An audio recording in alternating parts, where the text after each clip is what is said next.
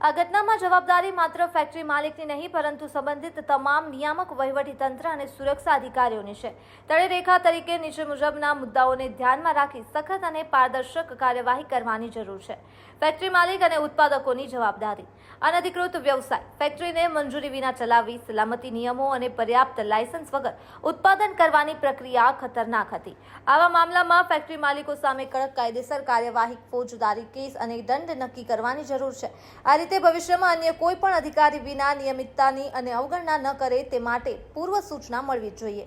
તપાસમાં દેખાઈ રહ્યું છે કે સ્થાનિક વહીવટી અને કાયદેસર નિરીક્ષણ પ્રણાલીઓમાં બેદરકારી રહી ગઈ। સંબંધિત પોલીસ, ડીવાયએસપી, નાયબ કલેક્ટર, મામલતદાર અને પોલીસની તપાસ ટીમ સામે પુનઃ પરીક્ષણ અને આક્ષેપોનું નિરાકરણ લાવવાની જરૂરિયાત છે। આવી ઘટનાઓની તાકાતવાળી તપાસ પછી નિયામક અધિકારીઓ સામે કડક કાર્યવાહી અને જવાબદારી નક્કી કરવી જરૂરી છે, જેથી કોઈ ગુનેગાર આનો લાભ ન લઈ શકે। બિનમંજૂર ફેક્ટરીઓ અને સુરક્ષા નિયમોનું પાલન ન કરતી યુનિટો સામે નિયમિત અને તીવ્ર નિરીક્ષણ કરવું જરૂરી બન્યું છે। નિયમો અને નીતિ સુધારા, જેમાં સ્થાનિક તથા રાજ્ય સ્તરીય સલામતી અને ઉત્પાદન સંબંધિત નિયમોમાં કડક સુધારા અને સૂચિ વિધિઓ લાવી, જેમ કે લાયસન્સ, ઓડિટ અને નિયમિત ચકાસણી, જાગૃતિ અને માહિતી પ્રચાર, નાગરિકોને આ પ્રકારની ઘટનાઓની વિગતવાર માહિતી પહોંચાડવી, જેથી લોકો સાવચેત રહે અને સુરક્ષા વિશે જાગૃતતા વધે। તાત્કાલિક અને દીર્ઘકાલીન પગલાં। તાત્કાલિક તપાસ, તાજેતરની ઘટનાઓની વિગતવાર અને નિષ્પક્ષ તપાસ થવી જોઈએ, જેમાં ખાસ કરીને જવાબદારોની ઓળખ કરી કડક પગલાં લેવામાં આવવા જોઈએ। દીર્ઘકાલીન નિયમન, તંત્ર અને નિયમનકારી સંસ્થાઓએ પોતાના કાર્ય પદ્ધતિઓ અને મોનિટરિંગ સિસ્ટમમાં સુધારા લાવી, જેથી ભવિષ્યમાં આવા કેસો પુનરાવૃત્તિ ન થાય। આ ઉપરાંત કચ્છ રેન્જ આઈજી સાહેબ દ્વારા ગુનાની ગંભીરતાને જોતા તાત્કાલિક ધોરણે ખૂબ જ ગુનાની ઊંડાણપૂર્વકની તપાસ થાય, તટસ્થતાપૂર્વકની તપાસ થાય અને તલસ્પર્શી તપાસ થાય, તેના માટે થઈને એક એસઆઈટીની રચના કરવામાં આવેલી છે। એસઆઈટીમાં ડીવાયએસપી કક્ષાના એસડીપીઓ ડીસાને આના મુખ્ય તપાસ કરતા અધિકારી તથા તેમની મદદ માટે એલસીબી પીઆઈ તથા આની અંદર એક્સપ્લોઝિવના સબસ્ટન્સનો એક લગાડેલો હોય, આની અંદર જે છે તે આની અંદર એસઓજીના ટીમ અને તેમના પીએ પીએસઆઈને પણ મૂકવામાં આવેલા છે, કે જે આ ટીમની સાથે રહી અને ખૂબ જ ગુનાપ્રવૃત્તિની તપાસ કરશે। આ રીતે ફક્ત ફેક્ટરી માલિક સામે જ નહીં પરંતુ જેમાં નિયામક અને વહીવટી તંત્રના અધિકારીઓની બેદરકારીથી આ દુઃખદ ઘટના બની, તેમના વિરુદ્ધ પણ યોગ્ય કાનૂની કાર્યવાહી થવી જોઈએ।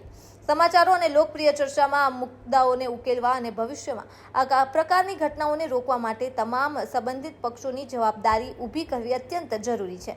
આ માહિતી પર વધુ ફોકસ કરવા અને લોકો સુધી યોગ્ય જાગૃતિ પહોંચાડવા મીડિયા, સ્થાનિક શાસન અને સામાન્ય નાગરિકોને એક સાથે મળીને સુવ્યવસ્થિત અને પારદર્શક તપાસ તથા કડક કાર્યવાહી માટે દબાણ બનાવવું જરૂરી છે। આ ઉપરાંત ગણતરીના કલાકોની અંદર જ પોલીસ દ્વારા આના મુખ્ય બંને આરોપીઓ કે જેઓ આનો ધંધો કરતા હતા, એ બંને આરોપીને પોલીસે ગણતરીના કલાકોની અંદર જ ઝડપી લીધા છે। આ જે આરોપી છે તેમના નામ આ રીતના છે: ખૂબચંદ રેણુમણ મોનાણી તથા દીપકચંદ ખૂબચંદ મોનાણી। આ બંને ડીસાના રહેવાસી છે અને આ બંનેને જે છે એ પોલીસે ગઈકાલે સાબરકાંઠા ખાતેથી ઈડરમાં ખુદ બનાસકાંઠા પોલીસે ત્યાં વ્હીકલ ચેકિંગ ગોઠવી અને ત્યાંથી આ બંને આરોપીની લોકેશનના આધારે બંને આરોપીની ધરપકડ કરેલી છે। આ ઉપરાંત હું આપને જણાવી દઉં કે ગુનાની ગંભીરતા જોતાં જ ગુનાના સ્થળે પોલીસ દ્વારા એક એફએસએલની ટીમને મોકલવામાં આવેલી હતી અને આ એફએસએલની ટીમે ખૂબ જ ઊંડાણપૂર્વકથી એ આખી ઘટનાનું અવલોકન કરી અને ત્યાં કઈ કઈ વસ્તુઓ છે એ પ્રકારનો એક રિપોર્ટ, પ્રાઇમરી રિપોર્ટ બનાવેલો છે, કે જેમાં ઘણા બધા ફટાકડાનો ત્યાં સંગ્રહ થયેલો છે। પરંતુ ફટાકડાની સાથે સાથે ત્યાં પોલીસને અને એફએસએલની ટીમને ત્યાં એલ્યુમિનિયમ પાવડરની હાજરી પણ મળી આવેલી છે તથા એક બેગ કે જેનું નામ છે યેલો ડેક્સ્ટ્રાઇન, આની પણ પોલીસને ત્યાં હાજરી મળી આવી છે અને એફએસએલે તે તમામ વસ્તુઓને કબજે લઈ તેના પ્રકારના પણ રિપોર્ટ કરેલા છે। નીચે ફેક્ટરીના માલિક અને સરકારી અધિકારીઓ વચ્ચેના સંબંધ વિશેની વિશ્લેષણાત્મક લેખના થીમેટિક દ્રશ્યને સમજાવનાર એક વિશેષ લેખનો ખાકો રજૂ કરવામાં આવ્યો છે। આ લેખમાં તથ્યો, અંશીકાર અને અનુમાનનો સમાવેશ થાય છે। નોંધનીય છે કે આ લેખમાં જણાવેલા મુદ્દાઓ તપાસના અહેવાલ અને જાહેર માધ્યમોમાં આવેલી માહિતી પર આધારિત છે। સ્પષ્ટ તથ્યો તથા સંબંધિત પક્ષોની નિર્દોષતા અને દોષનું ચોક્કસ નિવારણ મેળવવા માટે વિસ્તૃત તપાસની જરૂર રહેશે। ફેક્ટરી અને તેના માલિકોનો પરિચય। ફેક્ટરીની પૃષ્ઠભૂમિની વાત કરીએ તો ફટાકડાની ફેક્ટરી જે મંજૂરી વિના ચલાવવામાં આવી રહી હતી તે છેલ્લા વર્ષોમાં વિશાળ વેપાર માટે જાણીતી રહી હતી। ફેક્ટરીના માલિકો ખૂબચંદ મોહનાલી અને તેમની સંબંધિત દીપક મોહનાલી એ વિવિધ સ્થળોએ પોતાની ઉત્પાદનોનું ઉત્પાદન અને વેચાણ ચાલુ રાખ્યું હતું, પરંતુ જરૂરી લાયસન્સ અને નિયમનકારી મંજૂરી વગર તેઓએ કામ કર્યું હતું। કાયદાકીય અને સત્તામંડળની અવગણના, સાહિત્યના અનુસંધાન પ્રમાણે ફેક્ટરીના કામકાજ માટે જરૂરી સુવિધાઓ અને સુરક્ષા નિયમોનું પાલન કરવું ફરજિયાત છે. જોકે સ્થાનિક સરકારી તંત્ર અને નિયામક સંસ્થાઓએ ફેક્ટરીની યોગ્ય તપાસ ન કરતા લાગણીમાં નિવેદિત કરાય છે. આ બાબતે બેદરકારી રહેલ હોઈ શકે છે. આ ઉપરાંત આજને પણ ડીવાયએસપી દ્વારા ત્યાં ઈ સાક્ષ્યનો ઉપયોગ કરી તમામ જગ્યાની વિડીયોગ્રાફી અને ફોટોગ્રાફી કરી આગળની જે કાર્યવાહી હાલમાં કરવામાં આવી રહી છે. આ ઉપરાંત હું આપને કહું કે જે આરોપીઓ છે એની પણ આજે ઘણી બધી પૂછપરછ કરવામાં આવી છે અને આ આરોપીની પૂછપરછના અંતે એ ખ્યાલ આવે છે કે આ આરોપીઓ જે છે એ છેલ્લા 18 કે 13થી વધારે વર્ષોથી એ ફટાકડાના વ્યવસાય સાથે જોડાયેલા છે અને વર્ષોથી તે ફટાકડાનો ધંધો કરે છે અને તે લોકો શિવકાશીથી ફટાકડા લેવાની સાથે જોડાયેલા છે. પરંતુ આ ગુનાને વધારે ઊંડાણપૂર્વક તપાસ થાય તેના માટે થઈ આના તમામ બેંક એકાઉન્ટની તપાસ કરવામાં આવી રહી છે. એ લોકોએ જે જગ્યાએથી માલ ખરીદતા હતા એ તમામના જીએસટી બિલ સાથેનો એક ઇતિહાસ અમે લોકો ચેક કરી રહ્યા છીએ.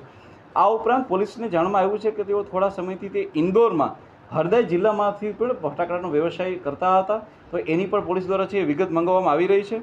આ સિવાય એવા જે ઠેકેદારો હોય કે જે ફટાકડાના બિઝનેસ સાથે સંકળાયેલા હોય અને એ લોકો મેન પાવર પ્રોવાઈડ કરતા હોય તો એના પણ કોણ હતા અને ક્યારે એમનો કોન્ટેક્ટ કરેલો હતો તે બાબતની પણ પોલીસ તલસરફી અભ્યાસ કરી રહી છે.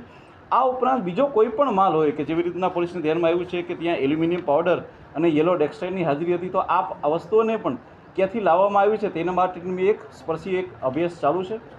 આ સિવાય પોલીસ દ્વારા અલગ 7 જેટલી એક ટીમોની રચના હાલમાં કરવામાં આવેલી છે, કારણ કે પોલીસને જે જગ્યાએથી માલ મળ્યો છે ત્યાં અલગ ટીમોને મોકલવામાં આવેલી છે. જેમ કે અમારી સાયબરની ટીમ હાલમાં બંને અપરાધીઓના CDR અને IPDR ઉપર વર્ક કરી રહી છે કે તેઓ છેલ્લા કેટલા સમયથી કોની સાથે કનેક્શનમાં હતા, એ લોકો ક્યાં ભાગ્યા, ક્યાં રોકાયેલા હતા અને કેવી રીતના જે છે એમણે પોતાના મોબાઈલને ક્યાં આપ્યા હતા. આ સિવાય પોલીસની એક ટીમ હાલમાં તમિલનાડુ ખાતે, એક ટીમ જે છે રાજસ્થાન ખાતે, એક ટીમ MP ખાતે અને એક ટીમ જે છે એ અમદાવાદ ખાતે પોલીસે રવાના કરેલી છે, જેથી કરીને આની અંદર બીજા જે પણ આરોપી હોય તેને પણ પોલીસ દ્વારા જે છે એ ઝડપથી એની ધરપકડ કરવામાં આવે. સરકારી બાબુઓ સાથેનો સંબંધ, સંપર્ક અને સંપર્ક વિગતો. એક પ્રેરક મુદ્દો એ છે કે ફેક્ટરીના માલિક અને સ્થાનિક સરકારી અધિકારીઓ વચ્ચેના સંપર્કને લઈને અસ્પષ્ટતાઓ જણાઈ રહી છે. કેટલીક અણધર્યા સંભાવનાઓ મુજબ કોલ ડિટેલ્સ અને મુલાકાતો માહિતી દર્શાવે છે કે ફેક્ટરીના માલિકની સંભાળવાની અને સંપર્ક વિગતોમાં સરકારી કર્મચારીઓ સાથે નિયમિત અથવા અસામાન્ય મુલાકાતો અને ટચ પોઈન્ટ્સ નોંધાયા હતા. અનધિકૃત મંજૂરી અથવા દસ્તાવેજી અસંગતતા. કેટલીક સ્થિતિઓમાં એમના દસ્તાવેજોમાં સરકારી મંજૂરીનો ઉલ્લેખ નથી મળતું, જે સૂચવે છે કે ફેક્ટરીના માલિક અને અધિકારીઓ વચ્ચેના સહકારની ગૂંચવણ હોઈ શકે છે. સંભવિત નાણાકીય અને રાજનૈતિક સંબંધો. સંભવિત અહેવાલ અનુસાર ફેક્ટરીના માલિકને અગાઉની પ્રવૃત્તિઓમાં સરકારના કેટલાક ઉચ્ચ સ્તરના અધિકારીઓ કે સ્થાનિક રાજનૈતિક નેતાઓ સાથેના સંબંધ હોવાની ધારણા વ્યક્ત કરવામાં આવી છે. આથી નીકળે છે કે નિયાત્મક ધોધો, સરકારી નિરીક્ષણ અને નિયંત્રણની પ્રક્રિયામાં શંકાસ્પદતા જોવા મળી છે. જવાબદારીનું વિસ્તરણ. જો સંબંધોમાં કોઈ ગેરમાર્ગી સહયોગના ઉલ્લેખો સાચા સાબિત થાય તો તેનાથી સંબંધિત અધિકારીઓ સામે પણ યોગ્ય કાર્યવાહી કરવાની જરૂર પડશે. હાલની તપાસ અને જવાબદારી. તપાસની હાલની સ્થિતિ. વિસ્ફોટના ઘટનામાં નગરપાલિકા, પોલીસ અને સ્ટેટ ડિઝાસ્ટર SDRF દ્વારા તરત પગલાં લેવામાં આવ્યા છે. જોકે તાત્કાલિક તપાસમાં ફેક્ટરીના માલિક સામે કાર્યવાહી થઈ રહી છે, પરંતુ સરકારી કર્મચારીઓ અને નિયામક અધિકારીઓના સંબંધને લઈને સ્પષ્ટ રીતે તપાસ થતી જણાતી નથી. જવાબદારી માટેના દાવાઓ. સ્થાનિક સમુદાય અને મીડિયા દ્વારા આ મુદ્દાને ઊંચી અવાજે ચિંતાની સ્થિતિમાં મૂકવામાં આવ્યું છે, જેથી સંબંધિત તંત્રની બેદરકારીને ઉકેલવા માટે સખત પગલાં લેવામાં આવે. સરકારી અધિકારીઓની સંભવિત ભૂમિકા.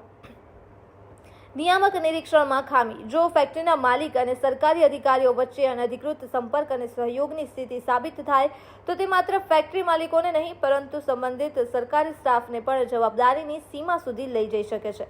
જવાબદારી અને પારદર્શિકતા. સ્થાનિક શાસન પ્રણાલીઓ અને નિયમનકારી સંસ્થાઓ દ્વારા આ બાબતને પારદર્શક રીતે આગળ વધારવી જોઈએ, જેથી ભવિષ્યમાં આવી ઘટનાઓ પુનરાવર્તન ન થાય. ભવિષ્ય માટે સૂચનાઓ અને પગલાં. અધિકારીની તપાસ અને જવાબદારી. સખત તપાસ. ફેક્ટરીના માલિક અને સરકારી કર્મચારીઓ વચ્ચેના તમામ સંપર્ક, કોલ ડિટેલ્સ અને દસ્તાવેજી પુરાવોની વિગતવાર તપાસ કરવાની જરૂર છે.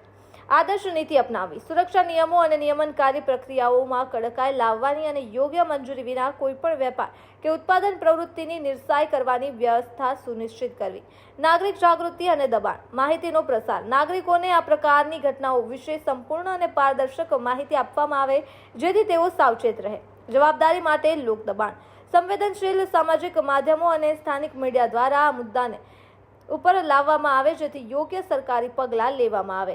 નિષ્કર્ષ: ફેક્ટરીના માલિક અને સરકારી અધિકારીઓ વચ્ચેના સંબંધની તપાસ ઘણી જટિલ બાબત છે, જેમાં માત્ર ફેક્ટરીના દોષ પર જ નહીં પરંતુ શાસન પ્રણાલીઓમાં રહેલી ખામીઓની પણ નિર્દોષતા આવે છે. આ બાબતની સંપૂર્ણ રીતે સ્પષ્ટતા કરવાની અને દોષીઓને ન્યાયના ઘેરા હેઠળ લાવવાની પ્રક્રિયા માટે નિષ્પક્ષ, પારદર્શક અને તીવ્ર તપાસ જરૂરી છે. આ વિશેષ લેખનો ઉદ્દેશ્ય તથ્યોને જુદું પાડીને સમાજમાં ઊંઘેલી ખામીઓ વિશે ચર્ચા કરવાની છે, જેથી ભવિષ્યમાં આવી ઘટનાઓને અટકાવી શકાય અને કોઈપણ પ્રકારની બેદરકારીનું નિરાકરણ લાવવામાં આવે.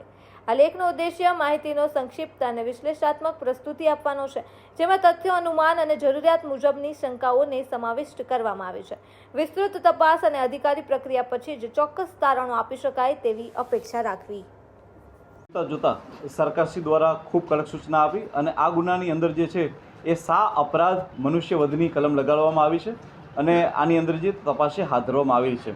અપરાધ મનુષ્યવધની કલમ ઉપરાંત જે અન્ય કલમો આ ગુનાની અંદર લગાવવામાં આવેલી છે એક વખત હું આપણી સામે રજૂ કરવા માંગીશ કે જેમાં BNSની કલમ 105, 110, 125 AB, 326G, 54 તથા એક્સપ્લોઝિવ એક્ટ 1884ની કલમ 9B, 12 તથા એક્સપ્લોઝિવ સબસ્ટન્સ એક્ટની કલમ 1901ની કલમ 3B, 4, 5 અને 6 મુજબનો ખૂબ ગંભીરતાપૂર્વકનો ગુનો છે એ પોલીસ દ્વારા જે છે નોંધવામાં આવેલો છે.